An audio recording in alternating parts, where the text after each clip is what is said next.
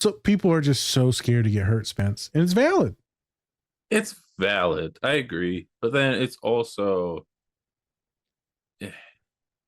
it's just, I feel like we need to get to a point where we are like, okay, not just getting hurt, but like we're okay with the things that might happen to us in the future. We're very too forward thinking instead of just being in the moment 100%. of like what's happening. And I get that it's like anxiety and stuff like that, but we also need to have people that are just like, okay, like I understand you're scared and stuff, but just live in the now and be happy with where we are now. And then if that stuff happens, then it happens, and then just say you at least had these good years, months, days, or whatever, to actually fully, appreciate somebody in that way. Have some joy at least. God damn it. Love something. So it's a thing, bro. I understand. I get it. I get it. But we both know it's toxic. Yeah. Because then you're just hurting yourself and you're hurting others around you. Yep. Because you're doing the Deadpool and the Wolverine thing. You're just keeping everyone at that arm's distance. Mm-hmm. Just because you were hurt in the past doesn't mean that your partner now, your friend now will hurt you. That's not what that means. No. Not the same person. No. But all men are trash. Okay. Well, okay. Everyone's trash no matter what gender. Everyone's trash. Let's be real. Doesn't matter what gender you are, you can be trash. We are trash. I don't care what you identify as, motherfucker. You identify as a fucking tomato, and you're trash. So let's take our tomato asses to that next scene. This is actually probably the best, like, therapeutic scene. I'll let you go ahead and explain it. Yeah. So Cassandra Nova, her power, she can, as long as she can like touch you, she can like pretty much read your fucking mind, and has all pretty much the same powers as like Xavier, and like can, telepathic and all that bullshit. And so now she's inside the mind of Wolverine, and he's in this field where he can just hear the voices of all of like the X-Men cry out to him. I would be surprised also if you could like hear the voices of like the people he's like the humans he's killed. I guarantee it. Yep. Yeah.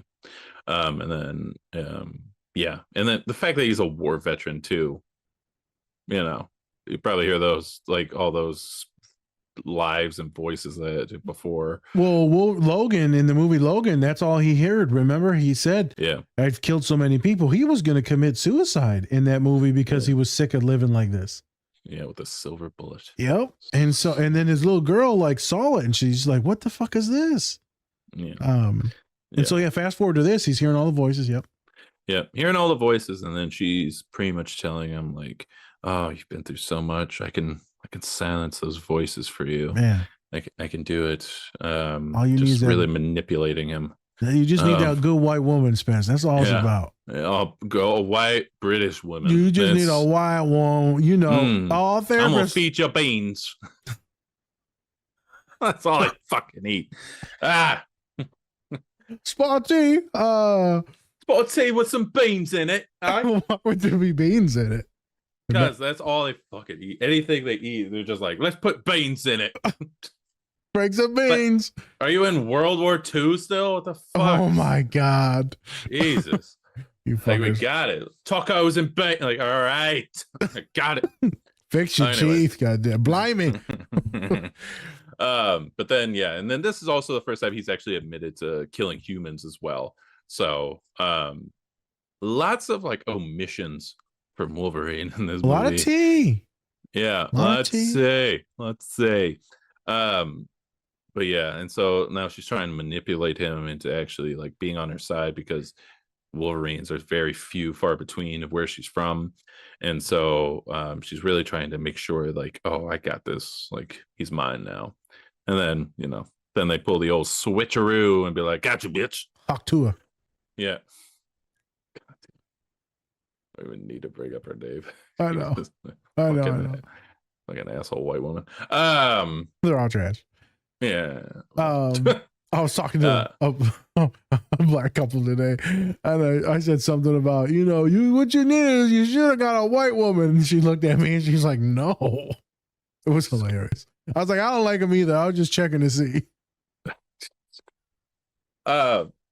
This is a good scene for I think it's a great metaphor for like the power that one could hold therapist wise. Well, Spencer's gone. Oh, he's back. Sorry, I'm dog sitting. I don't know if you can hear the dog barking. Oh no, I can hear it. Oh, good. Thank God.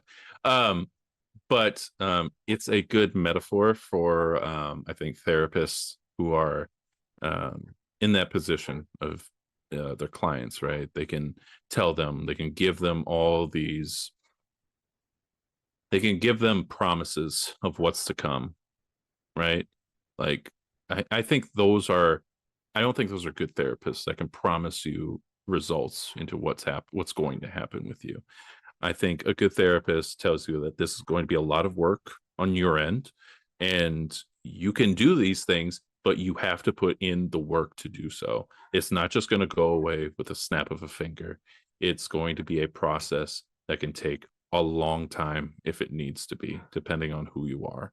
And so I think that this is a great metaphor for that you can have those, you could try to believe these people that want to say like, yeah, it could be over in a second. You can lose weight within 10 days if you take this pill, you know, the easy way out, instead of trying to make sure that your trauma is something that you can not only live with, but it's something that you're not just it's not gonna go away. It's going to be part of your life forever. Yep. Yeah, and you just have to learn to live with it and make sure that the symptoms it doesn't and it doesn't define who you are. Yep. Right. Yeah. So I'm gonna piggyback off of that. Same thing. Everything Spencer's co-signed. I'm co-signing that. And so you see this therapist, and you see a lot of these. I'm gonna talk about this from just a scamming. A lot of these social media folks, Spence, you see them like, I'm gonna fix this, and I'm gonna coach in this, and I'll go look at their website. Got no education, no training. They got a shit ton of trauma themselves. Oh, okay, yeah. But it doesn't necessarily qualify you to be helping someone professionally that with like real fucked up issues. Support, right. Yes. Love the support, love the teaching, love the pedagogy. Like, oh, bro, I think they should be under the hands of someone a little bit more supervision. Right.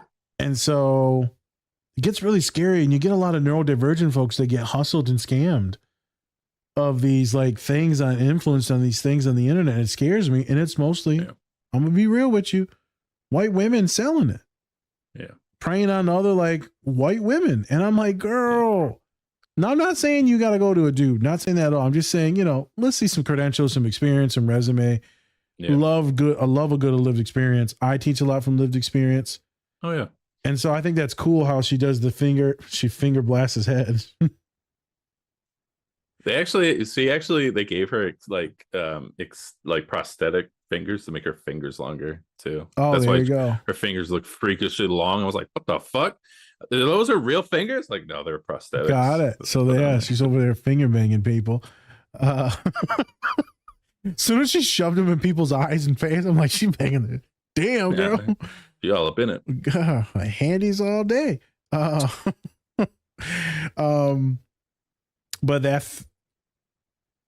the toxicity from solving everything apart, it is very representative of what a therapist does. Mm-hmm. Let's process some trauma. Let's walk through it. Let's try and figure out your triggers. Let's try and figure out origins. Let's try and figure out how to cope with your symptoms without drugs and alcohol. We navigate these things with you, right? Mm. We help you intellectualize and visualize so we can calm the voices in your head. We never guarantee any of that though, but the goal is to help the voices calm, which is usually your own voices. So that way you can execute what you need to do. That way you can go to your job, you can function, you can show up for your kids, your partner, your friends. That's what mental health is allowing the symptoms to reduce while gaining support, validation. And sometimes if you get a good therapist like me, I'm going to gas you up too. I'm going to be your biggest cheerleader. You'll be like, damn, they allow cheerleaders your size? So, yep. It's the DEI shit. Cheerleader. But no one can fix anything unless you put in the effort. Yeah. And Wolverine is finally putting in the effort, and he's getting the healing. Mm-hmm. Look It's at a that. healing. Magnificent scene. Yes. So we got one funny scene, and I know we should start wrapping things up soon. So the funny scene you can just chat about real quick. The automatic negative thoughts while the Deadpools are just murdering each other. Yeah. Yeah. Yeah. And we finally get Wolverine in the cowl. Like they teased it in Wolverine. Which one was it? It was the one where he goes to Japan. Forgot which called. But like at the end of the film, he's in this plane and then he opens up a box and it has the cowl in it. You're like, oh shit, he's about to wear the cowl. And then the next movie is like Logan doesn't wear it. Yeah. It's just like, God damn it. But this is the first time we actually see him wearing the cowl. It's amazing. Love it. But yeah, this is blowjob handles. Yeah. Like, you know. Yeah. It's so vulgar. I know, it's so like, vulgar. Just ruined that helmet. The cowl for me. Fuck. Hey, thanks for watching this video. Check out the full episode on our channel and anywhere you find podcasts. Also, remember to like and subscribe. Whoop whoop.